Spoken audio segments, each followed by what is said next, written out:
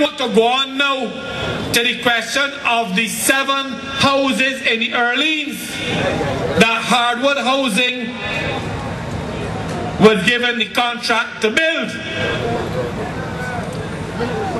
Clyde Maskell said the cost overruns on that were only $129,000. What he means to tell you is that the Urban Development Commission decided only to pay them $129,000. But you know how much they claimed on the foundations alone on 7 low-income houses in the Orleans?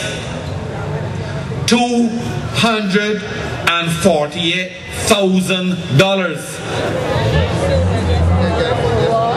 That's foundations alone.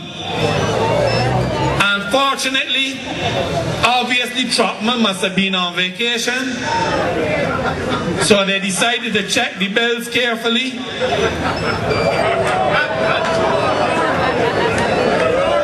Yes, I said Trotman was on vacation. So the people who would not normally be checking but would be peeping up on the other people decided to check the bills carefully. And they discovered that they only owed Hardwood Housing $129,000. You ever hear the expression thief from thief make God laugh? Imagine a government-owned entity, according to Clyde Maskell, trying to thief from another government-owned entity, so that if Urban had paid that bill, they would have overpaid Hardwood Housing by nearly $118,000. Where you think that money would have gone? Where do you think that money would have gone? So what does this story tell you? In addition to that, Hardwood Housing has taken a number of deposits from several prospective house owners and then could not finish the houses. And I'm going to go on to the next issue of work permits.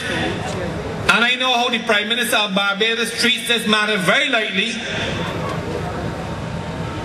because instead of the Immigration Department taking action under the Immigration Act against the Prime Minister of this country for employing persons on his private residence who did not have relevant immigration status in this country, that matter was left hanging. When Mia Motley was Attorney General, she used to say it is these little things that add up. So when you look at that, and you look at how the Prime Minister acquired the land for the house at West Terrace at a reduced price, when you look at all of these little things, these things add up. So in response to my allegation that the company employed non-nationals without work permits, the chairman says that they employ Barbadians only. But Maskell wasn't so foolish, because unlike the chairman, Maskell knows what goes on at Hardwood Housing. So he said it was the operation manager's responsibility to ensure the workers have work permits. But that is not who is responsible under the Immigration Act in Barbados. So I have in my possession, I have the last national insurance. I didn't get this scan. What they call the earnings clarification. With the, oh, they have a camera that can pick that up? Good. The earnings clarification for the company. And this has a list of all the workers. We are not just talking for the sake of talking. But the reason why we need this matter investigated is that there is more of this going on. And there's a list of non-nationals employed at the factory or at sites. Maskell can't tell us the status of Harry Narain and Albert Rutherford, Ravendra Nath Singh. I could give you a whole list of names. But he said that he is not responsible. The chairman is responsible. Merrill is responsible.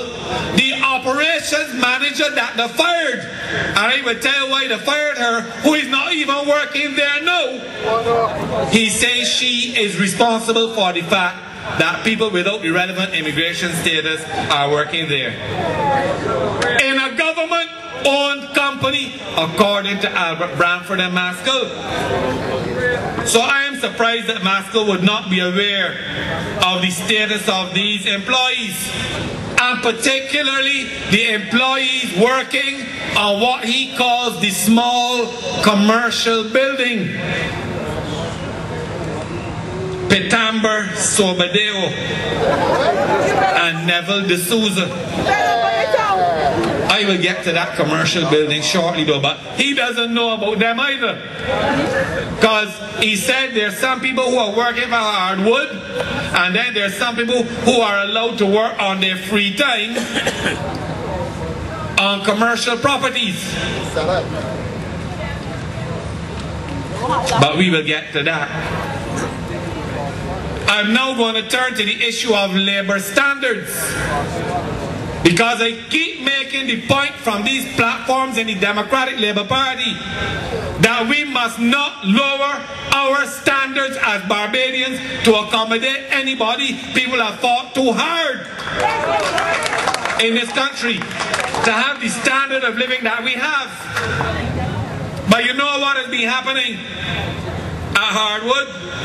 Mr. Maskell says to me in his letter, the management of the company has assured me that the company has not breached several labor standards. But the company's staff, the staff at Hardwood, are being terrorized day after day. And Maskell knows all about it. This may sound petty, but a dog was brought inside the factory, stooling on the wood and the equipment, and the owner of the business told the workers that they have to clean it up before they start to work on the morning. There's an email there, Jack. There's an email there from the operations director in relation to that. Maskell knows about that.